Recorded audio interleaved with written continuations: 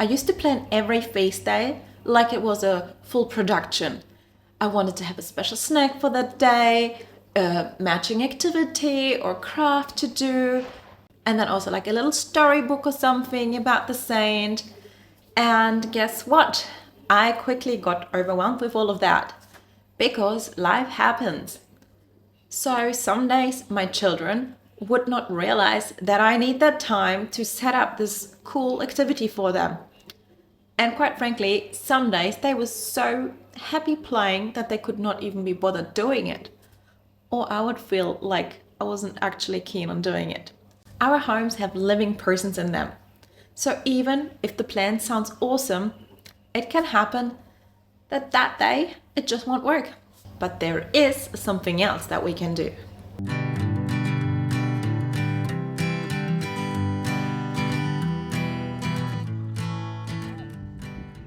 Somewhere along the way, I noticed something. It was right as we were changing to go into Easter from, purple Lent and that.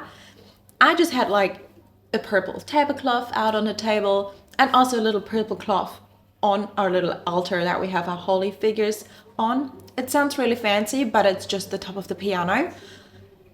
And I was just swapping that over for white colors. And I was just thinking, well, it's just another thing to do.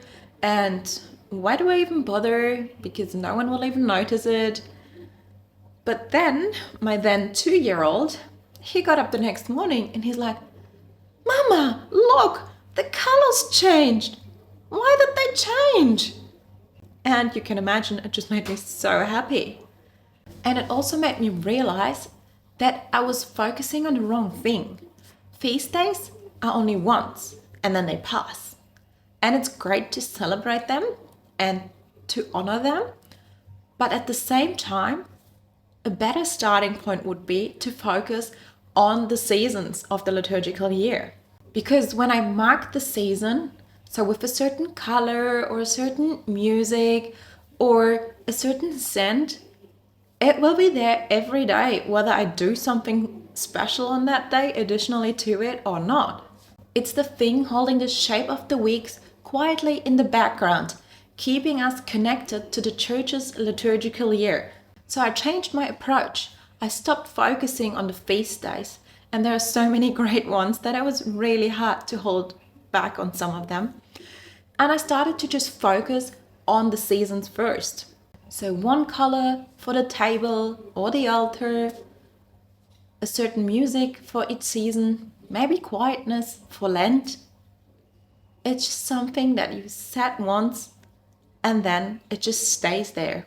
And it doesn't take much to start. So right now we're in the ordinary time of the church calendar. So all that we have is just a green cloth on our altar. And the rest, it's just ordinary. There is nothing special about it. If there's a nice feast day during that time, sure, we can do that. We can include that feast day as well, do something special on that day. But apart from that, this is the ordinary time. There's not much we have to do about it.